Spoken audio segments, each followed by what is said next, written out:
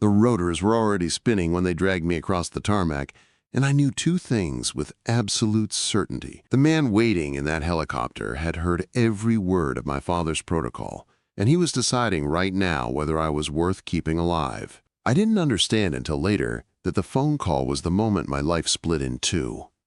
This morning, in the climate-controlled chaos of Palermo's private aviation terminal, I was fixing other people's mistakes and trying not to think about the fact that my boss was deciding whether I was worth keeping employed. I'd been dealing with fire drills all morning, the kind that felt like life or death to the people who made the mistake, but just another day at the office for me. "Saraphina, we have a problem," Marco's voice crackled through the headset, tight with the kind of panic that meant someone important was about to become someone furious. "The Marseille jet. Wrong tail number on the customs pre-clearance."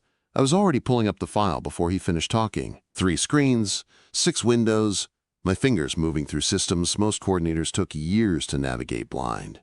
The error jumped out immediately. A transposed digit that would have grounded a €60 million aircraft and stranded a French diplomat who definitely kept lists. "Fixed," I said, uploading the corrected documentation. "New clearance pushed through. They'll never know it happened." Silence. Then, "How long did that take you?" 90 seconds. More silence. I could picture Marco in his glass office fighting with the fact that I just saved his job for the 4th time this month and still got paid like someone who answered phones.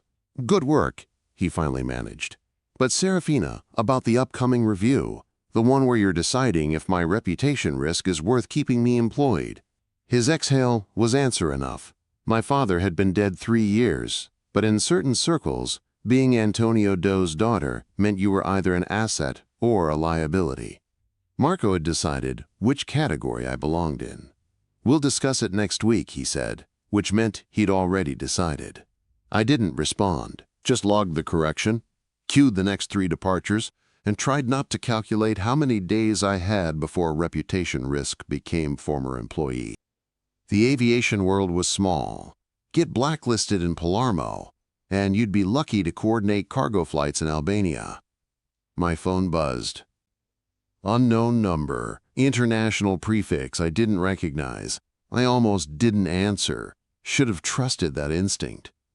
But my father taught me that some calls can't be ignored. So I stepped away from my desk into the quiet corner near the maintenance corridor and answered in the language he drilled into me for emergencies. "Pronto Chia." The voice on the other end was older, shaking. Male. "Antonio. Antonio's protocol. I need the protocol." My blood went cold. Nobody should have had this number. Nobody should have known that phrase. "Who is this?" He said if anything happened, his daughter would slow down. My operational brain kicked in the same way it did when jets diverted mid-flight and rich people started threatening lawsuits. "Where are you?" "Safe house, Riagusa." "But they found me. They're coming. I have 12 days before I testify, and they're going to kill me before I can.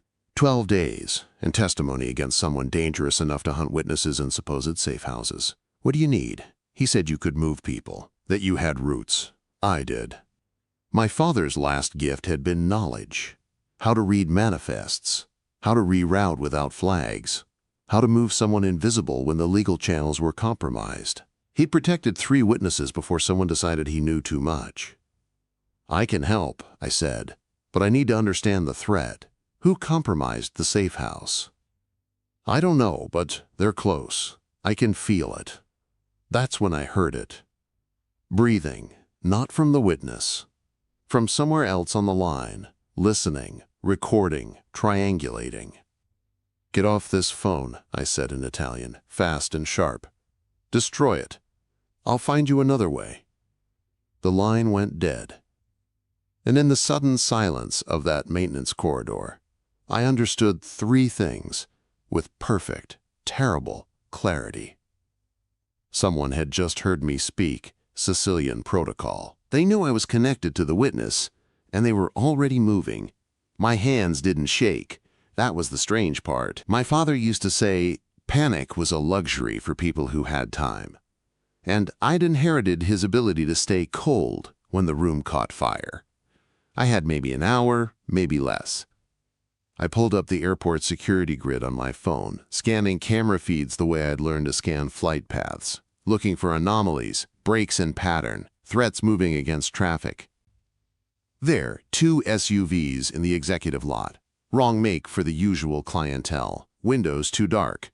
Positioned near the coordinator exits. They weren't waiting for me to leave. They were waiting to see if I'd run. I walked back to my desk like nothing had changed. Logged into the system and started building a decoy manifest.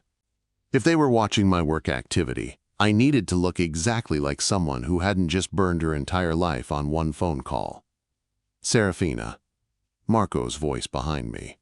"You have a visitor." I turned. The man standing in the terminal entrance wasn't dressed like the SUV teams. He wore a pilot's jacket, casual but expensive, and he moved through the space like someone who'd spent time in airports but never waited in lines. Miss Dove, his accent was faint. "Greek, maybe?" "There's been a scheduling change. You're needed on-site for an immediate departure verification." That wasn't protocol. That wasn't anything. "I don't have any departures flagged for." "The client requested you specifically." His smile didn't reach his eyes. "It's regarding the Rayagusa routing inquiry you just processed." My heart stopped. They'd been in my system. Listening to the call wasn't enough. They'd hacked the airline database, pulled my search history, and now they were here. Marco looked between us, confused. "Saraphina doesn't do field verifications. That's not her role. It is now." The man's hand moved to his jacket. Not a weapon, a phone. He typed something one-handed and my work cell buzzed. I looked down. A photo. The witness. Ragusa safe house. Very much not safe anymore. "The helicopter is waiting," the man said quietly. "You can walk or my associates in the parking lot can assist, but we're leaving now." I met his eyes, calculated my options. Running would get me caught in the parking lot. Fighting would get Marco hurt. Screaming would get me nowhere in a terminal full of people who'd learned not to see certain things. "Get my jacket," I said. Marco grabbed my arm. "Saraphina, what is this?" "Scheduling error," I lied. "I'll fix it and be back in an hour." His grip tightened. For a second, I thought he might actually protect me. Then he looked at the man in the pilot's jacket at the SUVs visible through the terminal glass, and his hand dropped. "1 hour," he said. "Or I'm calling the police." We both knew he wouldn't. The tarmac was cold. Wind from the rotors turned my hair into a weapon against my face as they walked me across the concrete. Not dragging, but not giving me the option to stop either. The helicopter was military grade. No airline markings. The door was open. And that's when I heard his voice for the first time. "Put her in the seat across from me." It came from inside the aircraft, low and controlled. The kind of voice that didn't need volume because it carried weight instead. Something in my chest tightened before I even saw him. An instinct I didn't want and couldn't explain. Like my body recognized a threat before my brain could process it. I climbed in. The man sitting across from me made every threat I'd faced today feel like practice. He didn't move when I entered, didn't stand, didn't smile, didn't do anything except watch me, with the kind of focus that turned the helicopter into something smaller and far more dangerous than it had been 10 seconds ago. The air changed. That was the only way to describe it. The temperature, the pressure, the way sound seemed to bend around him. Dark suit, dark eyes, maybe 40, Greek or Mediterranean. Physical presence that didn't announce itself, because it didn't have to. My heart kicked once hard against my ribs. I hated it immediately. The door slammed shut. The pilot didn't wait for clearance, just lifted off, like air traffic control was a suggestion, not a law. The man across from me still hadn't looked away. "Saraphina, do." His voice slid under my skin, quiet and deliberate. "Sit." I was already sitting, but my body responded to the command anyway. Spine straightening, hands flattening on my thighs like I was steadying myself for impact. "You answered a call 43 minutes ago," he said. "In Sicilian, using a protocol that's been dead for 3 years. I didn't know what your—" "Don't." He leaned forward. The space between us collapsed. Elbows on his knees, close enough that I could see the exact shade of his eyes. Dark brown, almost black, with a rim of gold I absolutely did not need to notice.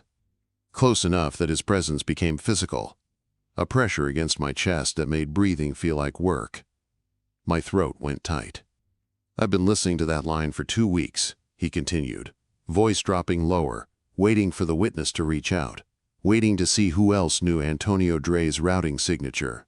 I forced myself to hold his gaze, to not react to the way heat was pooling low in my stomach, uninvited and unwelcome, and completely inappropriate given that I was currently being kidnapped. "You're not with the rival syndicate," I managed. "No." His smile was sharp, cold, devastating. "I'm the man they're trying to destroy by killing your witness. And you just told them exactly how to do it." I didn't have a response to that. I just stared at him, my heart beating harder, louder, as if it were trying to drown out everything else. His words hung in the air, heavy with a weight I couldn't fully understand. This man, the one sitting across from me, was the reason I was in this helicopter. But his eyes weren't just cold, they were calculating. The kind of calculating that made my entire body aware that I was in a situation far worse than I had ever imagined. His presence was overwhelming. Every second felt like an eternity, like he was waiting for me to make a mistake, to give him a reason to take control in a way I couldn't stop. And I couldn't look away from him. "You're not with the rival syndicate?" I asked again, needing to hear him say it, needing to grasp some thread of understanding in this whirlwind of confusion. "No," he said, his voice calm, too calm, as though he were teaching me something I wasn't ready to learn. "I'm the man they've decided must fall. And you, Saraphina, you just handed them the weapon they'll use to destroy me." The way he said my name, so deliberate, made my chest tighten. It was as if he could see every piece of me, every detail, with a focus so sharp I could hardly breathe. I forced myself to take a steady breath, trying not to let the panic that was beginning to build take over. This was not how I had planned my day. This wasn't even close. The helicopter's rotors cut through the air in a steady, rhythmic hum. But in the silence that stretched between us, it felt like the world outside had frozen. Like nothing existed except the man in front of me, and the dangerous path I was now on. "I didn't know the call was compromised," I said, trying to regain some control, to make sense of this twisted situation. "I didn't know anyone was listening." "Doesn't matter," he replied smoothly, as if it were irrelevant. "What matters is they know now, and they know who you are." I flinched at that. In my world, that wasn't just a statement. It was a declaration of war. The truth that my father's legacy, the one I had always tried to keep in the shadows, had now made me a target. The witness I had been trying to protect, Paolo, he wasn't just a man caught in the crossfire of criminal empires. He was now part of a larger, deadly game, and I was stuck in the middle of it, with no way out. The man, Lucian, I was starting to guess, leaned forward slightly, his gaze never leaving mine. "You've been living under your father's shadow long enough, haven't you?" he said, almost like a challenge. "But now you're here, helping someone like me, a man who could very well destroy everything you've tried to protect, just by knowing who you are." The words hit me harder than I expected. He was right. I had spent my entire life working behind the scenes, dealing with the kind of paperwork, the manifests, the logistics, all while hiding the truth of my father's connections. Antonio Doe wasn't just a name. It was a warning, a reputation that would get me noticed in ways I couldn't control. And yet here I was, facing a man whose presence was so intimidating, so calculating, that I wasn't sure whether I was making a deal with the devil or just buying myself more time before everything fell apart. "Why should I trust you?" I finally asked, my voice quieter than I wanted it to be. I didn't even recognize the sound of it, like something else inside me had shifted. But I needed to know. I needed to know if I was walking into a trap or if he could offer me a way out.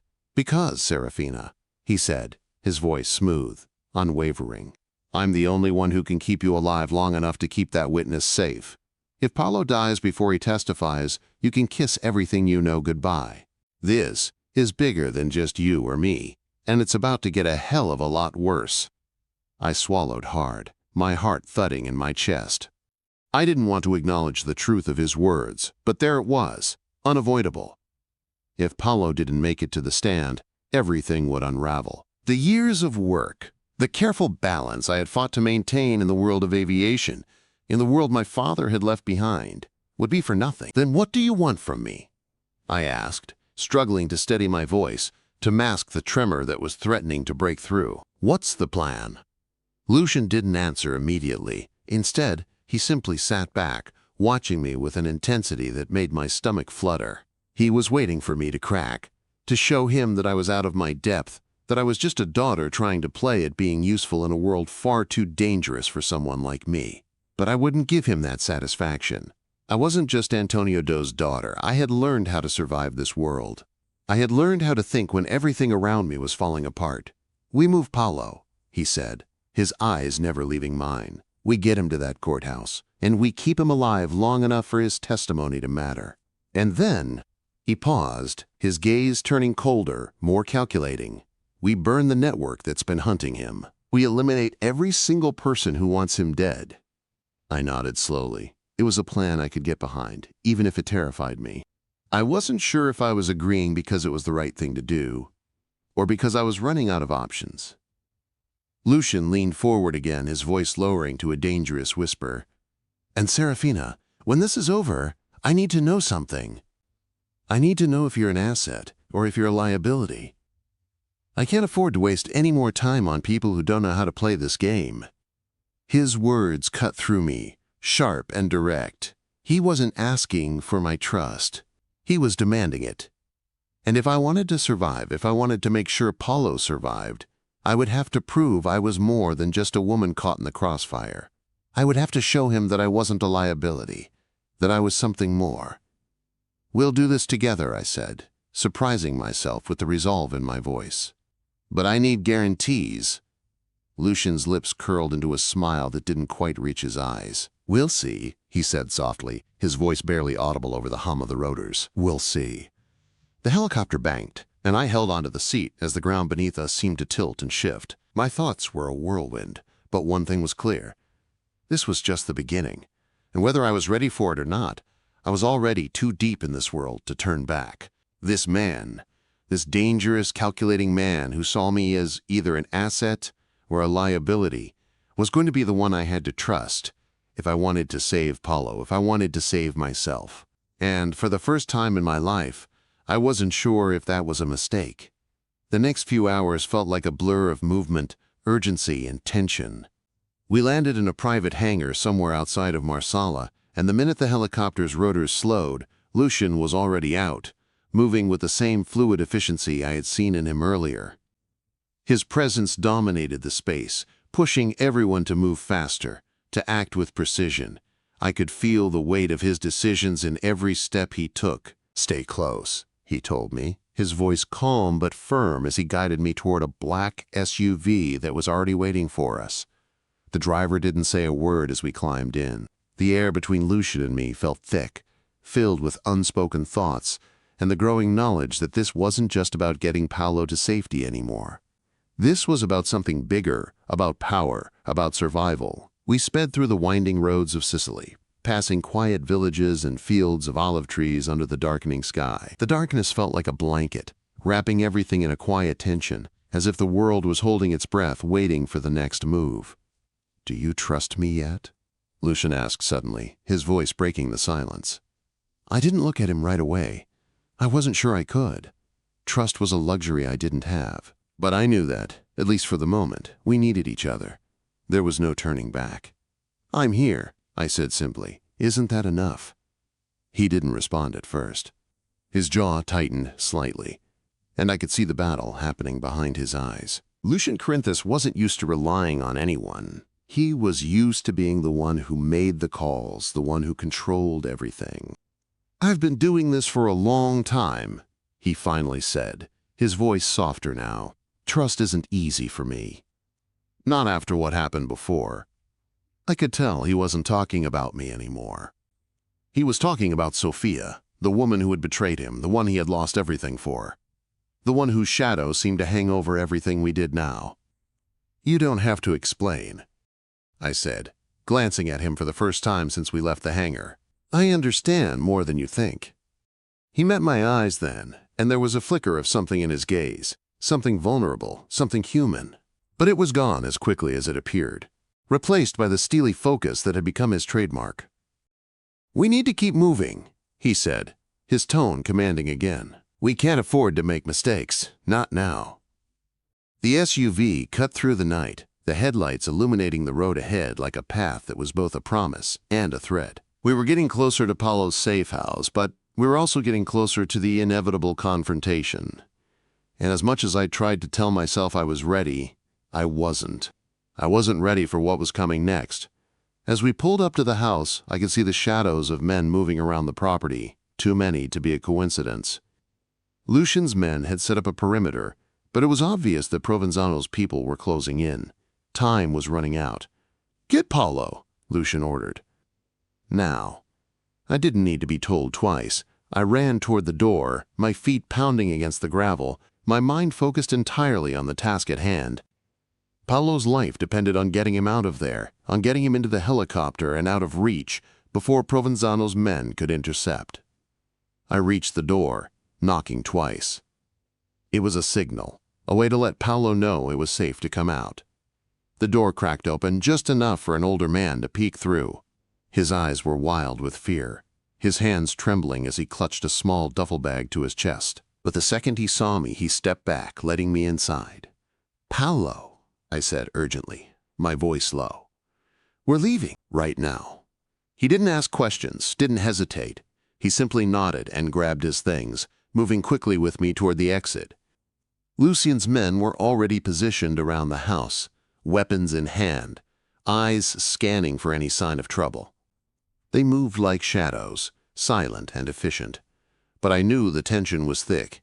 We couldn't afford a single mistake. "Paulo's inside," I said, running back toward Lucian, who was waiting by the SUV. "We're good to go." Lucian nodded, his eyes scanning the perimeter before he gave a sharp command. "Move out, now." We got Paulo into the SUV as quickly as possible, the urgency in the air palpable. My pulse was racing, my hands clammy as I climbed in beside him. I glanced at Lucian in the front seat. He was focused, his jaw tight. But there was something else, too. A sense of urgency, maybe even desperation. He turned to me briefly. "The extraction plan's in place. I'm going to make sure we get through. We'll make it," quote. I nodded, though I wasn't sure if I believed him. The road ahead wasn't going to be easy. The world was closing in on us. Provenzano's men were already out there, and once they realized we were on the move, they'd stop at nothing to get to Paulo. I glanced back at Paulo. He was sitting quietly in the back seat, his face pale, his eyes wide with fear. I could tell he didn't fully understand the danger he was in, but he knew enough to trust that we would get him out. And that's all that mattered. The helicopter wasn't far now. He was waiting for us at a remote airfield, one of Lucian's hidden locations. We just had to make it there without being caught. And with Provenzano's men hot on our trail, I knew we were running out of time. "Status?" Lucian's voice was steady, but I could hear the tension in it. 5 minutes out," I said, glancing at the GPS on my phone. "We're close." The roar of engines filled the air as we neared the airfield. I could see the helicopter up ahead, its lights flashing in the distance. We had made it. Or at least, we were about to. But then I heard it, the sound of tires screeching against the pavement, a car turning onto the road behind us, Provenzano's men. "They're closing in," I said, my heart sinking. "Lucian, we need to move faster." "I know," he said, his voice cold and calm. "Hold on tight." And then, in one fluid motion, we were speeding toward the helicopter, and I could feel the world around us narrowing, the sound of the engines, the distance between us and Provenzano's men growing shorter with every passing second. Lucian's hands tightened on the wheel, and I could see the focus in his eyes, the determination that had driven him this far. He wasn't going to let anything stop us. Not tonight. We pulled onto the airfield just as the first of Provenzano's cars rounded the corner, their headlights blinding in the darkness. The helicopter was right in front of us now, its engine roaring to life. "Get out!" Lucian shouted, his voice cutting through the air. We didn't need to be told twice. I jumped out of the SUV, grabbing Paulo's arm, and ran toward the waiting helicopter. Behind us, I could hear the screech of tires, the sound of men shouting, but we didn't stop. We couldn't. As we climbed into the helicopter, I could feel the tension in my body starting to release. We were leaving, we were getting out of here. And we had just enough time to get Paolo to safety. The door slammed shut behind us, and the helicopter began to lift off the ground, the roar of the engines drowning out the world below. We were airborne, and for the first time in hours, I could breathe. But as I glanced over at Lucien, sitting across from me, I knew this wasn't over. The danger wasn't gone. We still had to keep Paolo alive for the next 12 days, and I wasn't sure what would happen when those days were up. But as the helicopter cut through the night sky, I realized something. I was in this now. There was no turning back. And, for better or worse, Lucien and I were in this together. We had 12 days. And everything was about to change. The next few days felt like I was walking on a razor's edge, one wrong move, and everything would come crashing down. Lucien didn't let up for a second. Every hour felt like a calculated step toward something. And I had no idea if we were getting closer to winning, or if we were just one mistake away from losing it all. Paolo, the witness we were trying so desperately to protect, was safe. For now, but safe didn't mean out of danger. The plan was in place, but plans could always go wrong, and there was no guarantee we wouldn't be blindsided by someone we didn't expect. Lucien barely slept, his mind always on the next move. I could see it in the lines of his face, in the tension in his shoulders. And while I could see how much he hated it, there was no room for anything other than moving forward. Every decision he made, every conversation he had, was with the knowledge that Provenzano was still out there, waiting for a chance to strike. "I've been thinking about what you said," Lucien said to me one evening, his eyes focused on a screen full of logistics and flight patterns.